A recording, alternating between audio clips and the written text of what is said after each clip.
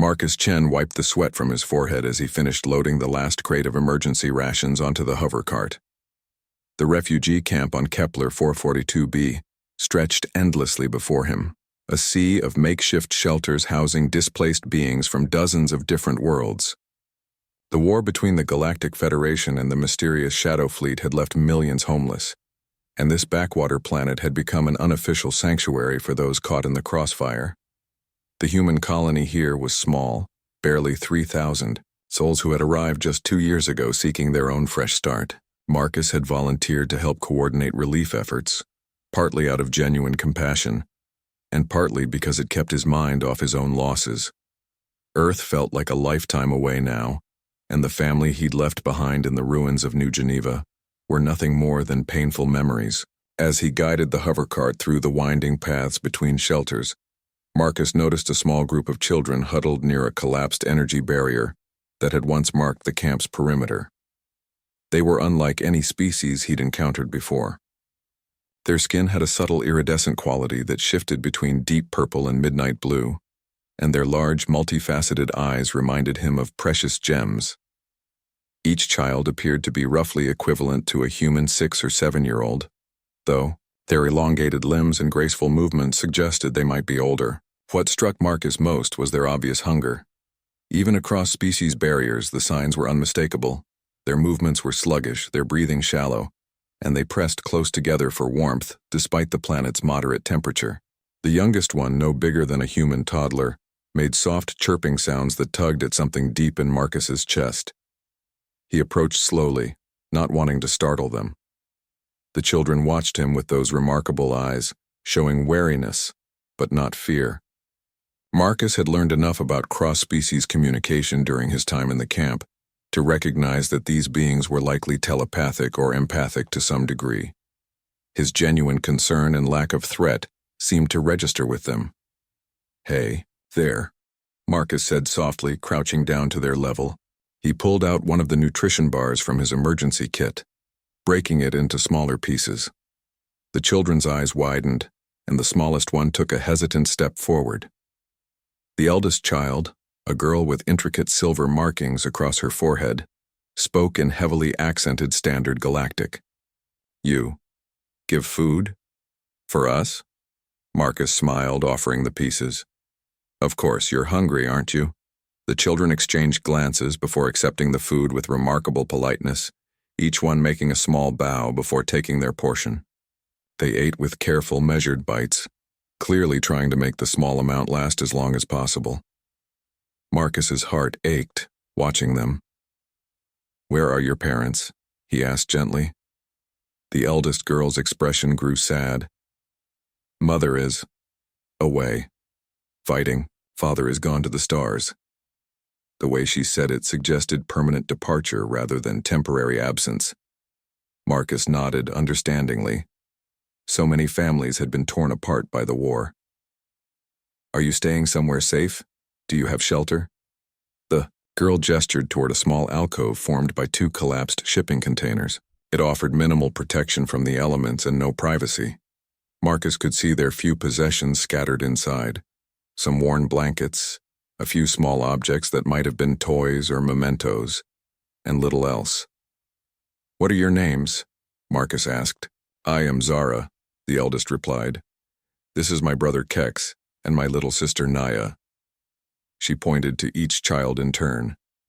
Kex appeared to be about 5 in human years, while Naya couldn't be more than 3. All 3 had the same distinctive silver markings, though in different patterns. "I'm Marcus," he replied. "I work with the relief coordination team. I make sure people have food and supplies." Zara's eyes lit up with hope, but she quickly suppressed it. "We do not have documents, no refugee status, no family to claim us." Marcus felt a familiar anger rising in his chest. The bureaucratic systems that were supposed to protect refugees often failed the most vulnerable. These children were likely undocumented, making them ineligible for official aid. They were surviving on scraps and charity, invisible to the very organizations meant to help them. "Don't worry about documents right now," Marcus said. "Are you hungry? Really hungry?" All 3 children nodded, though Zara tried to maintain dignity. We eat when we can find food. Sometimes the Corvani traders share their scraps, but not often. Marcus made a decision that would change everything, though he had no way of knowing it at the time. I'm going to bring you proper food, every day. Good, nutritious meals. You're growing children, and you need to eat. Zara's composure cracked slightly. You would do this for us? We have nothing to give in return. You don't need to give me anything, Marcus replied firmly. Taking care of children is what adults are supposed to do. All adults, regardless of species. He stood up, already mentally, calculating how to divert some of his own rations and perhaps acquire additional supplies through his relief work connections. I'll be back tomorrow morning with breakfast. Real breakfast, not just nutrition bars. As he prepared to leave, little Naya tugged on his pant leg and chirped something in their native language. Zara translated, her voice thick with emotion. She says you have kind light around you, that you smell like safety. Marcus felt his throat tighten. Tell her she's safe now. All of you are safe. Walking back to his quarters that evening, Marcus couldn't shake the image of those 3 remarkable children huddled in their makeshift shelter. Their grace and dignity despite their circumstances reminded him of something profound about resilience and hope. He had no idea that Zara, Kex, and Naya were the children of Empress Valara the Magnificent, ruler of the Zephyrian Empire that controlled nearly 1/3 of the known galaxy. He didn't know that their mother had personally led the war effort against the Shadow Fleet, or that she had been desperately searching for her missing children for months. He couldn't have imagined that their father had been the Emperor's consort, killed in the first Shadow Fleet attack on the Imperial homeworld. All Marcus knew was that 3 innocent children needed help, and he was in a position to provide it. It was a simple human response to suffering, the kind of basic compassion that had helped his species survive and thrive against impossible odds throughout their history. Tomorrow, he would begin a routine that would unknowingly reshape the political landscape of the galaxy. Marcus arrived at dawn the next morning, carrying a thermal container filled with actual hot food. He had raided his own supplies and convinced the camp kitchen staff to let him test some new recipes. The result was a hearty stew made from locally grown vegetables and protein synthesizers, along with fresh bread that was still warm from the ovens. The 3 children were already awake, sitting quietly in their alcove. Their large eyes tracked his approach with a mixture of hope and disbelief, as if they couldn't quite trust that he had actually returned. Marcus's heart clenched when he realized they had probably been disappointed by broken promises before. Good morning, he said cheerfully, setting down the container and pulling out proper bowls and utensils. I brought breakfast. The aroma of the hot food filled the air, and Marcus watched as the children's careful composure began to crack. Little Naya made excited chirping sounds while Kex's stomach produced an audible rumble that made his sisters giggle despite their hunger. Zara approached cautiously. You truly came back. With real food.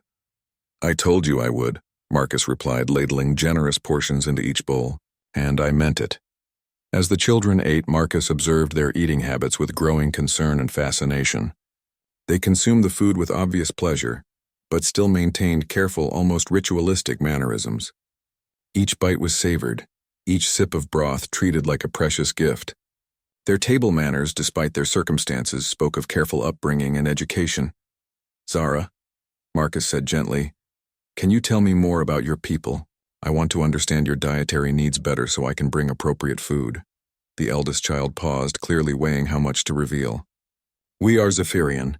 We come from the inner spiral worlds. Our people require certain minerals that are hard to find here, but most standard galactic foods work well for us.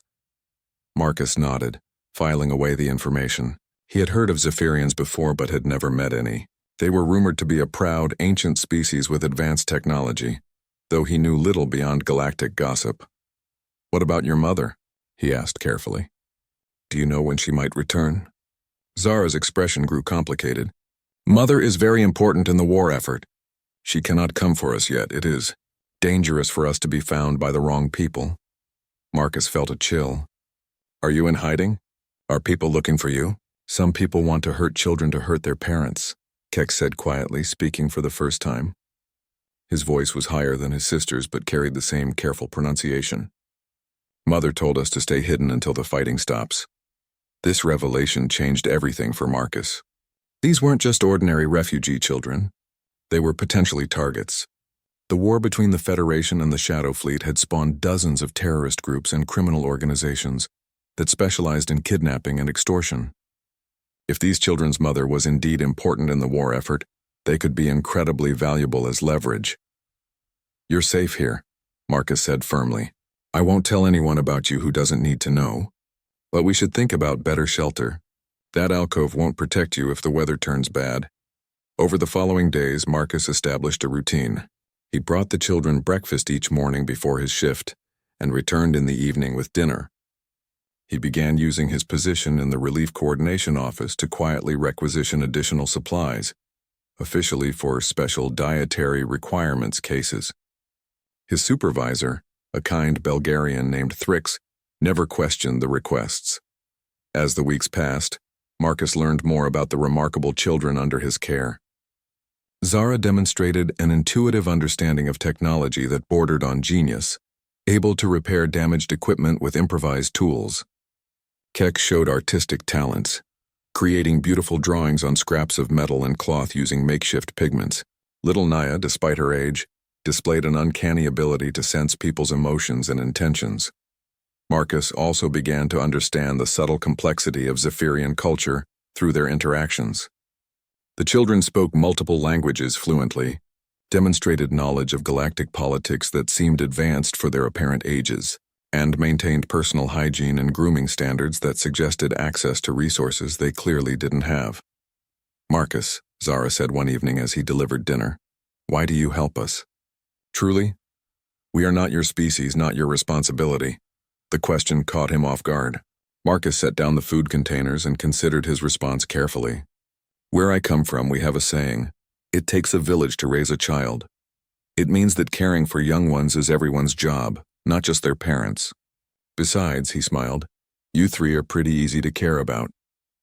Naya chirped something and Zara translated with a slight blush. "She says you have a good heart song, that the warm feelings around you taste like sunshine." Marcus felt his chest tighten with emotion. "Tell her that caring for all of you makes my heart song stronger too." The breakthrough came 3 weeks into their routine. Marcus arrived for his evening visit to find all 3 children working together on what appeared to be a complex piece of technology.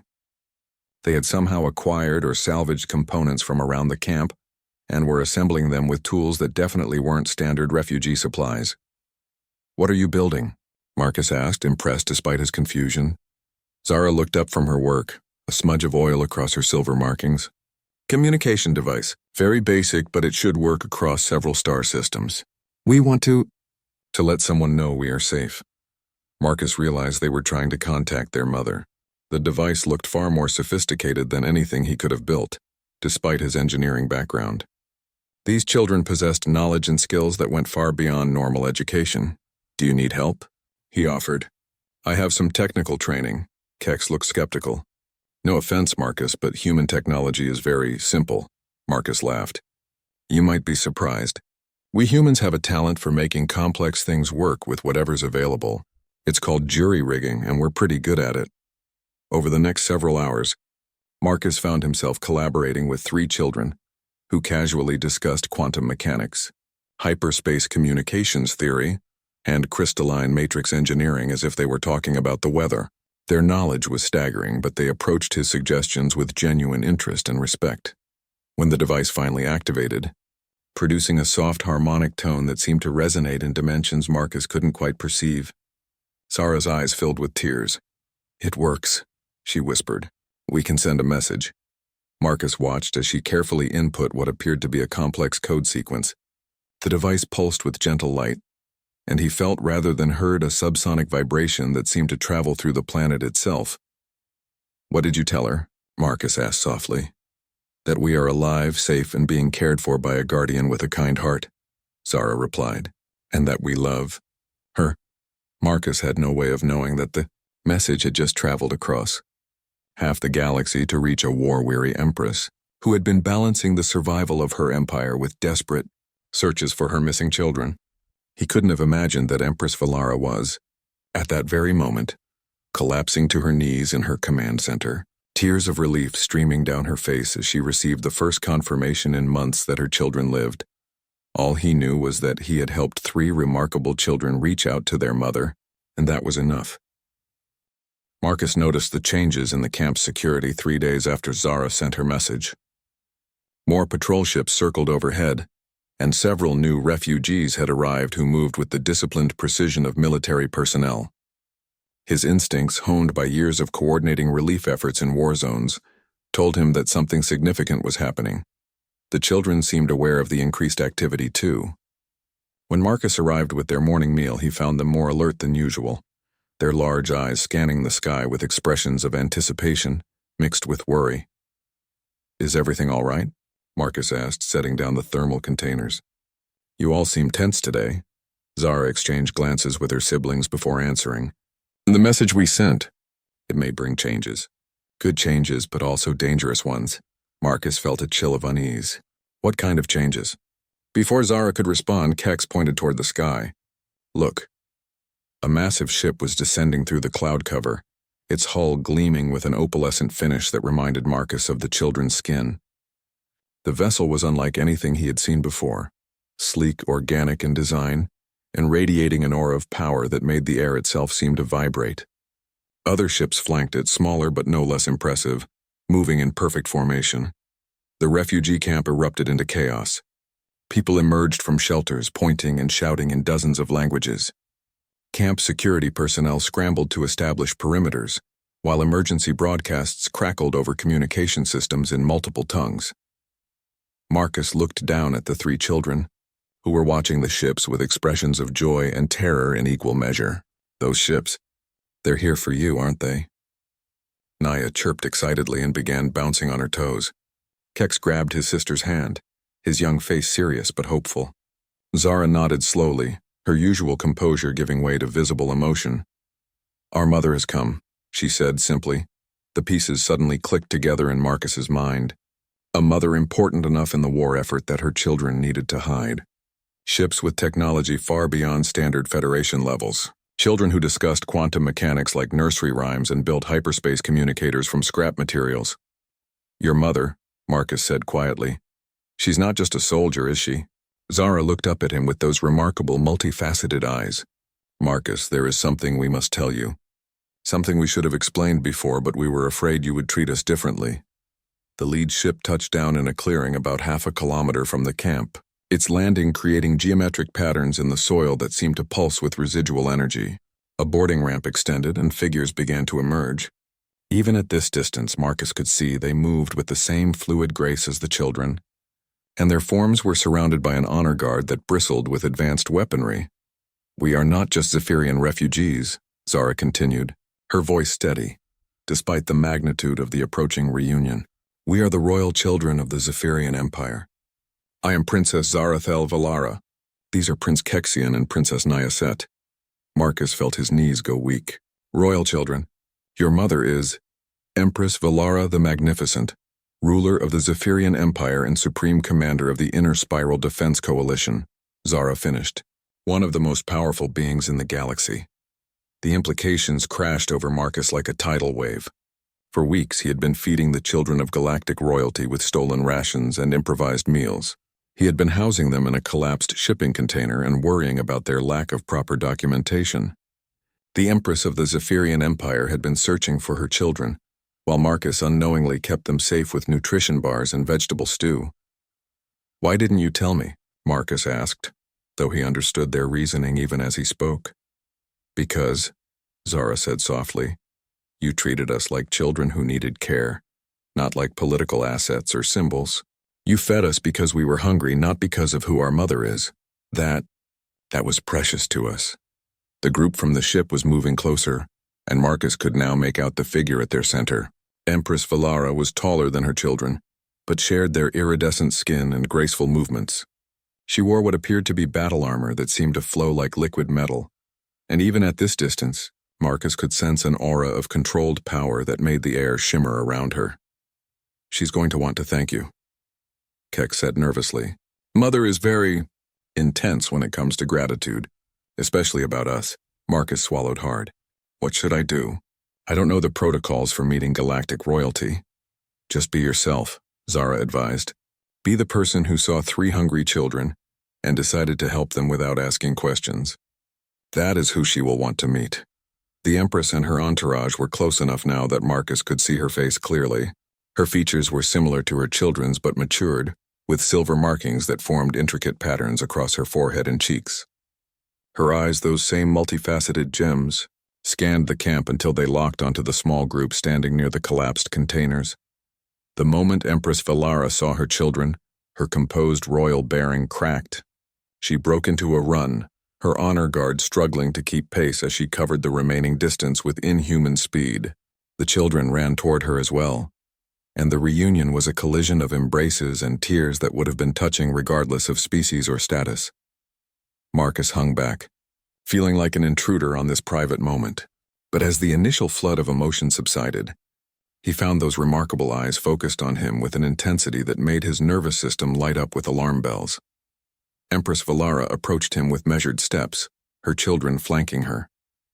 When she spoke, her voice carried harmonics that seemed to resonate in his bones. "You are the human who cared for my children." It wasn't a question. Marcus nodded, suddenly aware of how shabby his relief worker clothing must look, compared to the advanced materials worn by the Empress and her guard. "Yes, Your Majesty. I'm Marcus Chen, with the Refugee Relief Coordination Team." The Empress studied him for a long moment that felt like an eternity. Then, to Marcus's complete shock, she knelt down so they were at eye level. "My children tell me you fed them every day, that you brought them hot meals and worried about their shelter, that you treated them with kindness when they had nothing to offer in return." Marcus felt heat rising in his cheeks. "They were hungry children, Your Majesty. Anyone would have done the same." A smile played at the corners of the Empress's mouth. "No, Marcus Chen, not anyone. In fact, very few beings in this galaxy would have acted as you did. My intelligence reports indicate that many refugees in this camp go hungry, while resources are diverted to those with proper documentation or political connections." She stood and placed a hand on his shoulder. Her touch was warm, and Marcus felt a strange tingling sensation, as if energy was flowing between them. "You gave my children the most precious gift possible, care without conditions, kindness without expectation of reward. In my culture, this creates a debt that can never be fully repaid, but I intend to try." Marcus stood frozen as the full weight of the situation settled on him. The most powerful ruler in this sector of the galaxy was telling him he had created an unpayable debt by doing something he considered basic human decency. Around them, the refugee camp had gone silent as word spread about who had just landed among them. "Your Majesty," Marcus began carefully, "I really don't need any reward. I just did what anyone should do for children in need." Empress Valara's expression grew thoughtful. "You keep saying that anyone would have acted as you did. Yet my children were here for weeks before you found them, and dozens of other beings walked past their shelter every day. Why do you believe your actions were ordinary?" Marcus struggled to find the right words. Because children are important. All children. Their potential, their innocence, their right to safety and food and care. That's not political or species-specific. That's just universal truth." The Empress exchanged a meaningful look with her honor guard commander, an imposing figure whose armor bore markings that Marcus was beginning to recognize as military rank indicators. "Commander Thexal," the Empress said, "please review the camp records for the past 6 months. I want to know exactly how many adult beings encountered my children before Marcus Chen decided to help them." As the commander moved away to carry out the order, Zara stepped closer to Marcus. "We tried to tell other people we were hungry," she said quietly. "Some ignored us completely. Others said we needed to go through proper channels. A few gave us scraps, but only you came back every day." Marcus felt a knot forming in his stomach. I'm sure others would have helped if they had understood the situation. "The situation," Empress Valara repeated slowly, "was 3 children who were obviously hungry and homeless. What was there to misunderstand?" Before Marcus could answer, Commander Thexel returned with a data pad. The expression on his face was grim as he handed it to the Empress. Valara read for several moments, her features growing progressively darker. "According to these records, my children encountered 147 adult beings during their time in this camp. 17 different species, including camp officials, security personnel, aid workers, and fellow refugees. She looked up at Marcus, her eyes blazing with controlled fury. Of those 147 encounters, 3 individuals provided food. Twice. You were the only being who returned consistently, who treated them as children deserving care rather than as problems to be avoided.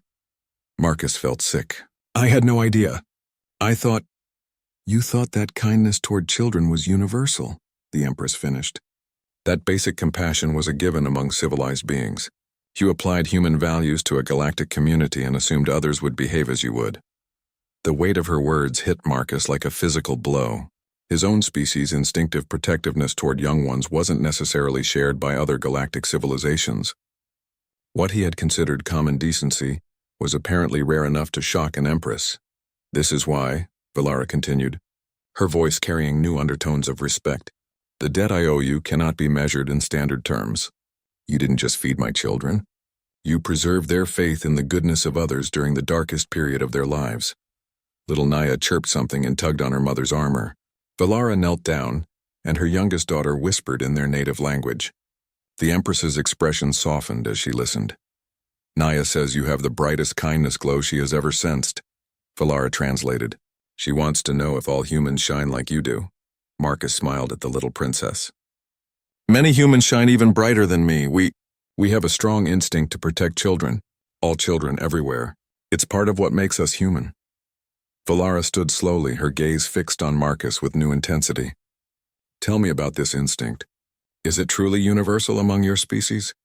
Marcus nodded, almost completely. There are exceptions, unfortunately. But the vast majority of humans will go to extraordinary lengths to protect and care for children, even children who aren't their own. We have sayings like children are our future, and it takes a village to raise a child. Child welfare is considered one of the most important responsibilities of any human community. Even children of other species? Especially children of other species, Marcus replied without hesitation. Human exploration teams always include xenobiologists and cultural specialists, specifically trained in child care for any species they might encounter. First contact protocols prioritize the safety and welfare of young beings above almost everything else. The Empress was quiet for a long moment, processing this information. When she spoke again, her tone carried new depths of meaning. Marcus Chen, I want to share something with you that will help you understand why this conversation is so significant. The war we are fighting against the Shadow Fleet isn't just about territory or resources. It's about fundamental philosophies regarding the value of individual life. She gestured toward the stars invisible beyond the planet's atmosphere. The Shadow Fleet believes that only the strong deserve to survive and prosper. They see compassion as weakness, cooperation as inefficiency. They have conquered dozens of worlds by convincing populations that competing for scarce resources is more natural than sharing them. Marcus felt a chill as the implications became clear. My empire has held the line against them for 3 years. Valara continued. But we've been losing ground, not because our technology is inferior or our warriors lack courage, but because we've struggled to maintain unity among our allies. Too many species prioritize their own survival over collective welfare. Too many leaders see cooperation as a liability rather than a strength. She placed her hand on Marcus's shoulder again, and this time he definitely felt energy flowing between them, warm and reassuring. But your species seems to possess something we've been trying to build artificially. You have natural instincts for collective welfare, for protecting the vulnerable, for sacrificing individual gain for community benefit. This isn't learned behavior or political strategy for you. It's who you are. Marcus began to understand where this conversation was heading, and the scope of it made his head spin. Your Majesty, are you saying that human nature might be relevant to the war effort? Valara smiled, and for the first time since her arrival she looked genuinely hopeful. I'm saying that your actions toward my children may have revealed the key to everything we've been fighting for. If humans naturally possess the cooperative and protective instincts that other species struggle to maintain under pressure, then humanity might be exactly what the galaxy needs. She turned to address her honor guard, but her words were clearly meant for Marcus as well.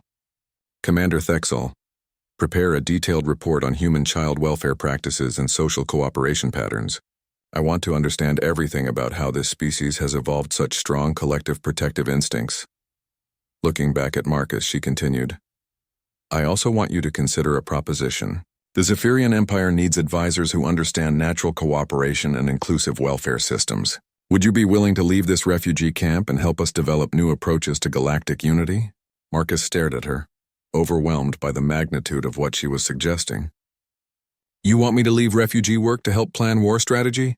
I want you to help us build a galaxy where refugee camps become unnecessary, Valara replied, where the instincts that led you to feed 3 hungry children become the foundation for lasting peace. Marcus spent 3 sleepless nights considering the Empress's proposition. The weight of potentially influencing galactic policy felt crushing, but every time he looked at Zara, Kex, and Naya, he remembered why this mattered. If human instincts could help prevent other children from experiencing what these 3 had endured, how could he refuse? On the 4th morning, he found the royal family waiting for him outside his quarters. The children had been staying aboard their mother's flagship, but returned to the camp each day to spend time with Marcus. Their presence had transformed the refugee settlement as news of their identity spread, bringing hope to beings who had forgotten what it felt like. I've made my decision, Marcus announced without preamble. I'll come with you, but I have conditions. Empress Valara raised an eyebrow, clearly amused by the idea of a human refugee worker setting terms for galactic royalty. Please state your conditions. First, the relief work here continues. This camp houses over 50,000 displaced beings, and they can't be abandoned just because you found your children. I want guarantees that proper resources and personnel will be provided. Granted, Valara replied immediately. In fact, I'm establishing permanent Zephyrian humanitarian stations on 12 worlds in this sector. This camp will become the prototype. Marcus blinked, not expecting such an expansive response. Second condition, I want other humans involved in this, not just me. If human perspectives are truly valuable for building galactic cooperation, then you need more than one person's input. Also granted, I'm already preparing formal contact with Earth's government to discuss cultural exchange programs and advisory positions. Marcus felt his throat tighten. Earth. He hadn't dared hope for contact with his homeworld. Third condition, whatever we build has to protect children above all else. Every species, every world, no child should ever be hungry or homeless or scared because adults are fighting wars. Valara's expression grew solemn. Marcus Chen, that condition isn't just granted.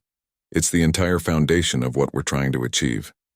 That afternoon, Marcus found himself aboard the flagship of the Zephyrian Empire, a vessel that defied every assumption he'd had about space travel. The ship felt more like a living organism than a machine, with corridors that curved organically and surfaces that pulsed with gentle bioluminescence. The children delighted in showing him around, pointing out features with the enthusiasm of young tour guides. This is the Cultural Adaptation Center, Zara explained as they entered a vast chamber filled with what appeared to be floating holographic displays. It helps beings from different worlds understand each other's social patterns and communication styles. Marcus studied the displays with growing amazement. Complex data streams showed cultural analysis of dozens of species, highlighting cooperation patterns, conflict resolution methods, and social bonding behaviors. One display showed human data, and Marcus was startled by how detailed the analysis had become in just a few days. Your species is fascinating, came a voice behind him. Marcus turned to find a Zephyrian scientist whose silver markings indicated high academic rank. I am Dr. Yexara, Chief Xenosociologist for the Imperial Research Division. Your cooperative behavioral patterns are unlike anything we've documented. How so? Marcus asked, genuinely curious. Dr. Yexara gestured toward the human data display. Most species show strong in-group cooperation but limited out-group concern. They protect their own children fiercely, but show minimal interest in the welfare of young from other species. Humans appear to have evolved cross-species protective instincts that activate automatically when encountering vulnerable young beings. Marcus thought about this. We do tend to anthropomorphize other species, especially their young. We see human-like qualities in almost any baby animal or child, regardless of how different they actually are from us. Exactly. Dr. Yexara's eyes lit up with scholarly excitement. This anthropomorphic tendency, combined with your species' strong pack-bonding instincts, creates a unique form of inclusive empathy.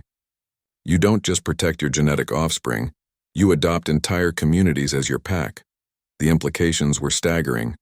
Marcus had always taken human social behaviors for granted, but seen through the lens of galactic diversity, they appeared to be genuinely unusual. Is this why the Empress thinks humans can help with the war? Marcus asked. The war is ultimately about social cohesion, Dr. Yexara explained. The Shadow Fleet succeeds by fragmenting communities, turning species against each other, making cooperation seem impossible. But if humans naturally create inclusive communities and protect vulnerable members regardless of genetic relationship, then we might be able to help other species maintain unity under pressure. Marcus finished, understanding dawning on him. Over the following weeks, Marcus found himself immersed in a crash course in galactic politics, military strategy, and xenosociology. The Empress had assembled a team of experts from across her empire, all focused on understanding how human social patterns might be applied to the broader galactic community. The work was exhausting but exhilarating.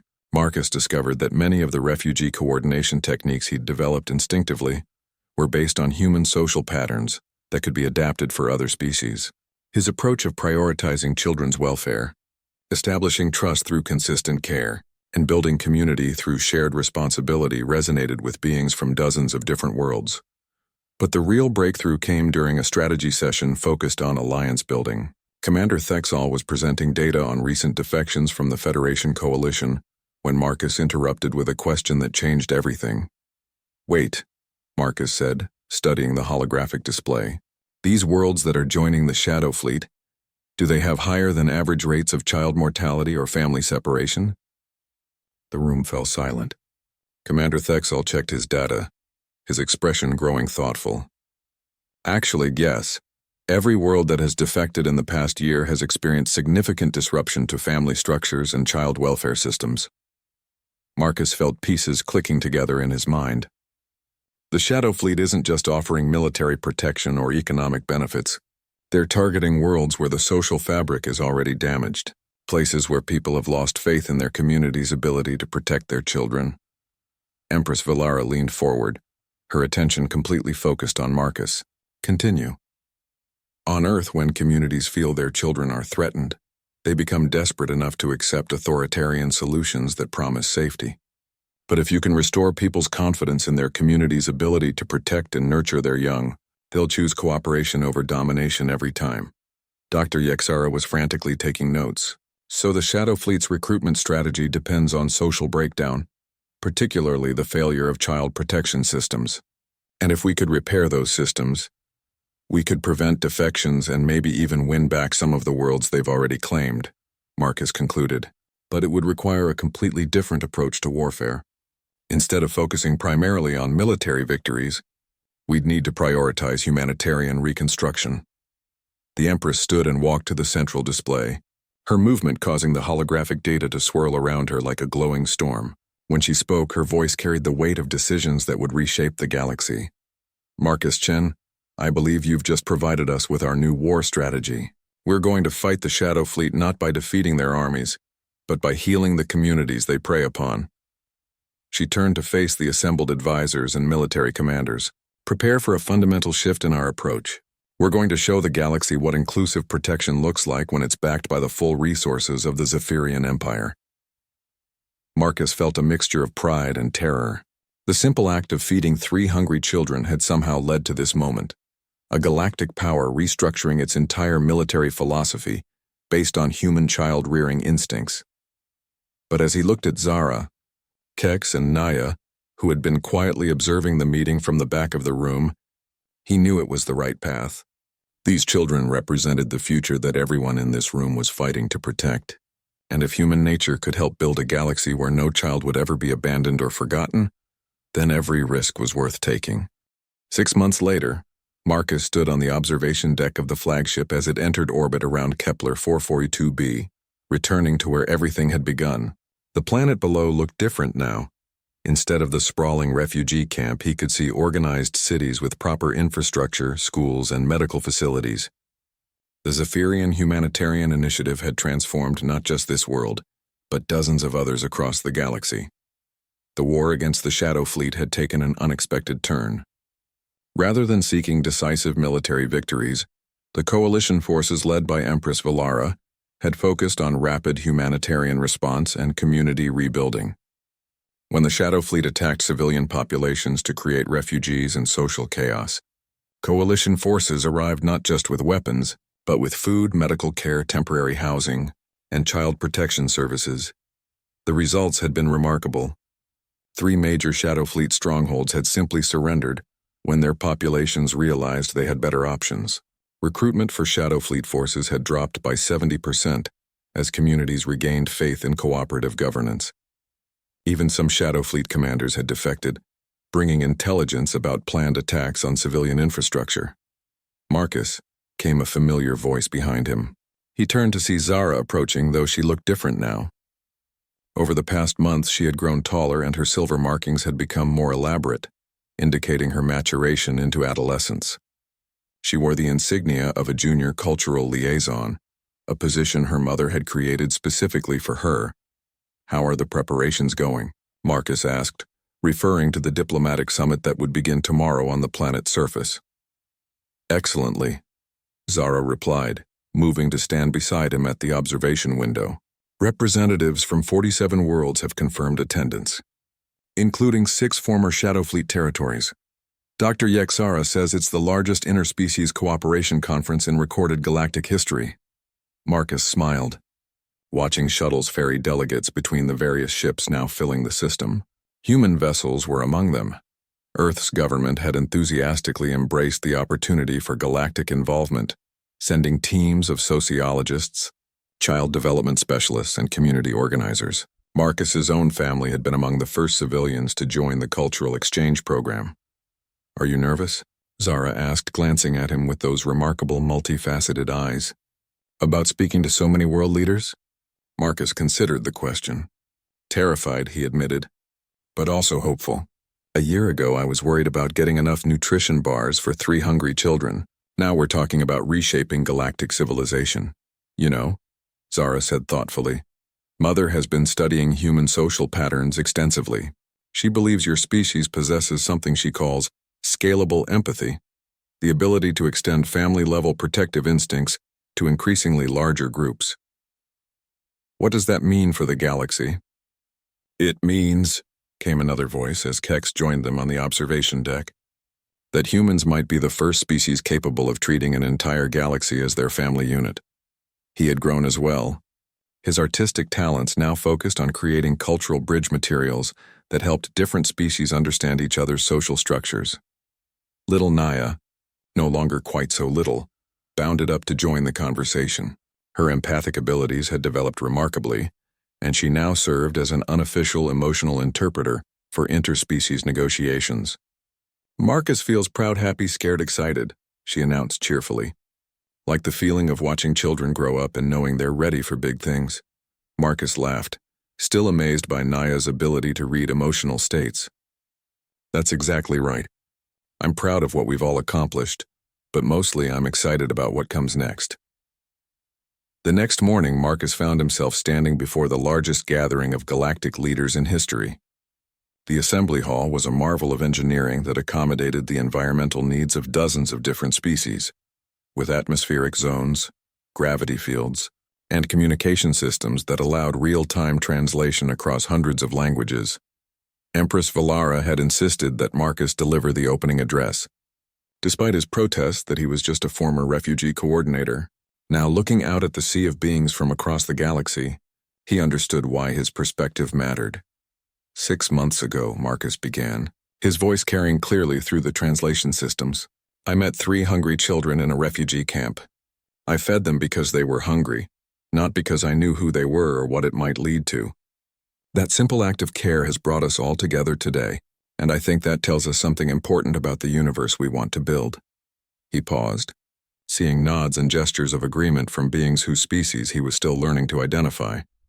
The Shadow Fleet succeeds by convincing communities that resources are scarce, that cooperation is weakness, that protecting others means sacrificing yourself. But human experience suggests the opposite. Communities that protect their most vulnerable members become stronger, more innovative, and more resilient. Marcus gestured toward a holographic display showing data from the humanitarian intervention sites. Over the past 6 months, worlds that have implemented inclusive child welfare systems have seen decreases in crime, increases in technological innovation, and stronger resistance to authoritarian recruitment. Protecting children doesn't just serve moral imperatives, it serves practical ones. A delegate from the Corvani Trading Confederation spoke up. Human Marcus Chen, your species has remarkable social cohesion, but how do you propose scaling these behaviors across species with very different evolutionary backgrounds? Marcus smiled, having anticipated this question. That's where the true genius of galactic diversity comes in. Humans aren't the only species with strong protective instincts. We just express them differently. Corvani, for example, have incredible community memory systems that allow entire populations to coordinate resource sharing across generations.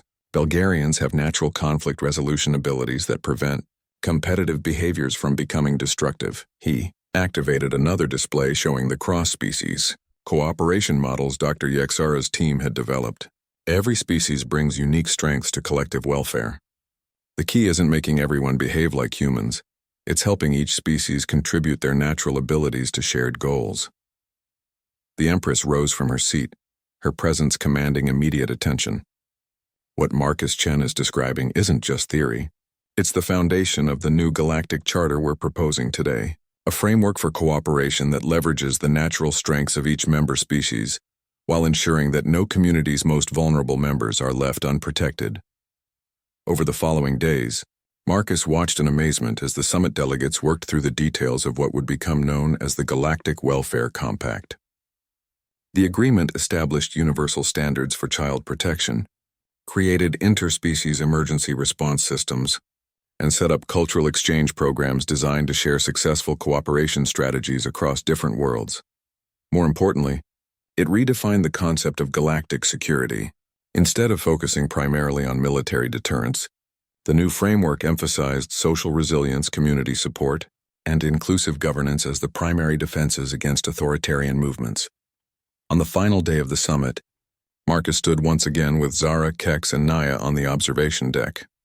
The young royals had become like family to him over the past months, and he felt the same protective pride watching them that he imagined parents felt watching their children grow into remarkable adults. What happens now? Zara asked, watching as delegates prepared to return to their homeworlds with copies of the new compact. Now, Marcus replied, we find out if the universe is ready for a galaxy that operates like a family, where every child is everyone's responsibility, where cooperation is valued over competition, and where helping others makes you stronger rather than weaker. Kex pointed toward the planet below, where construction crews were putting finishing touches on the new Galactic Cooperation Institute. Look, the first interspecies school for humanitarian response. Students from 40 different worlds will learn how to build communities that protect everyone. Naya chirped excitedly, her emotional sensitivity picking up the optimism radiating from the assembled fleets. Everyone feels hope bright together, she announced, like the feeling when a big family sits down for dinner and knows everyone is safe and fed. Marcus smiled, thinking about how perfectly she had captured what they were trying to build. A galactic family, a universe where the simple act of feeding hungry children could lead to lasting peace. In the months that followed, reports would reach them from across the galaxy. Shadow Fleet recruitment would continue to plummet as communities rebuilt their social structures. Former enemy worlds would request admission to the Galactic Welfare Compact. Children who had never known safety would grow up in communities that prioritized their protection and development. But in that moment, standing with 3 remarkable young beings who had become his family, Marcus simply felt grateful that he had followed his human instincts and offered food to children who needed it. Sometimes the most profound changes in the universe began with the simplest acts of kindness, and